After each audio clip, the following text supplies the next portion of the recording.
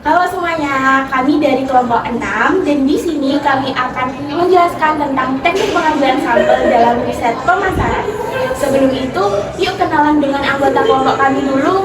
Hai, nama saya Ganezinta Milmi dengan NPM 2222005. Hai, nama aku Grace Fesariaci dengan NPM 22220012. Hai, perkenalkan nama saya Resa Putri Anggraini dengan NPM 22220014. Hai, perkenalkan nama saya adalah Alfian Damayanti dengan NPM 22220020.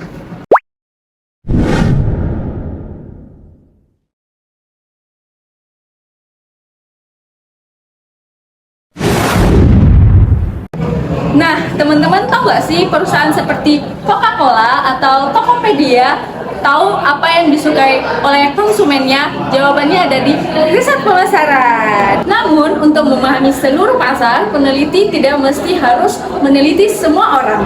Disinilah peran teknik sampling sangat penting.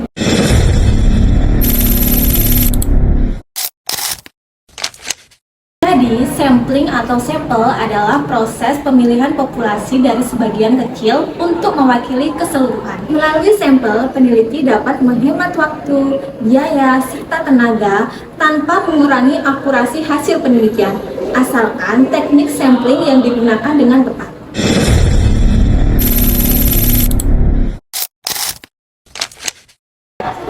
Secara umum, ada dua kelompok teknik sampling dalam riset pemasaran. Yang pertama yaitu ada probability sampling dan non-probability sampling. Nah, apa sih teknik probability sampling itu? Probability sampling adalah teknik pengambilan sampel di mana semua anggota populasi memiliki peluang yang sama untuk terpilih menjadi sampel. Teknik probability sampling sendiri memiliki 3 contoh, yaitu simple random sampling, stratified sampling, dan cluster sampling. Simple random sampling. Simple random sampling adalah teknik pengambilan sampel secara acak kepada populasi atau responden tanpa memperhatikan kriteria tertentu. Yang kedua, stratified sampling. Stratified sampling adalah teknik pengambilan sampel, tetapi kita mengelompokkan para populasi atau responden berdasarkan kriteria tertentu seperti usia yang sama, pendapatan, atau tingkat pekerjaan. Nah, lalu dari setiap kelompok tersebut, setiap sampel dalam kelompok tersebut diambil salah satu untuk dijadikan sampling. Nah, yang ketiga yaitu cluster sample. Cluster sample adalah kita menggabungkan responden atau populasi berdasarkan wilayah atau area tertentu. Lalu kita akan mengambil beberapa cluster untuk diteliti. Sedangkan non-probability sampling adalah teknik di mana peluang setiap anggota populasinya yang dipilih tidak diketahui. Sebagai contohnya, yang pertama adalah convenient sampling. Maksudnya adalah memilih responden yang mudah dijangkau, sepertinya pelanggan di suatu toko. Yang kedua adalah purposive sampling. Maksud purposive sampling adalah peneliti memilih responden berdasarkan kriteria tertentu. Contohnya seperti hanya pelanggan setia yang menjadi responden. Yang ketiga adalah kuota sampling. Kuota sampling ini menentukan jumlah responden dari tiap kategori tanpa acak, tapi sesuai dengan proporsi tertentu.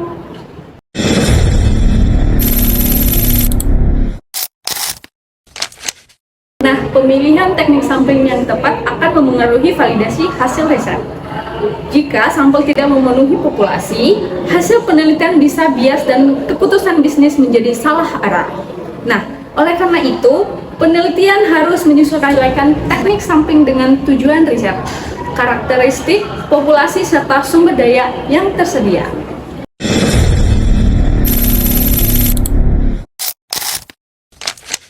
Misalnya, sebuah perusahaan ingin mengetahui kepuasan pelanggan dengan produk barunya. Jika mereka menggunakan stratified sampling, maka pelanggan dapat dikelompokkan berdasarkan usia mulai dari lansia, remaja, serta dewasa untuk memastikan segmen pasar terwakili. Dengan demikian, hasil riset lebih akurat serta strategi pasar lebih tepat sasaran.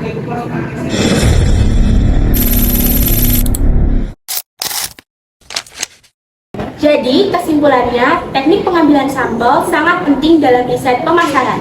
Jika kita menggunakan metode atau teknik pengambilan sampel yang sesuai, kita akan memperoleh data yang valid, efisien, dan juga sesuai dengan realita pasar.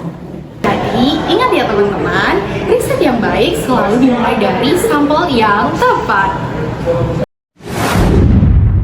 Cukup sekian dari kami. Terima kasih. Wassalamualaikum warahmatullahi wabarakatuh.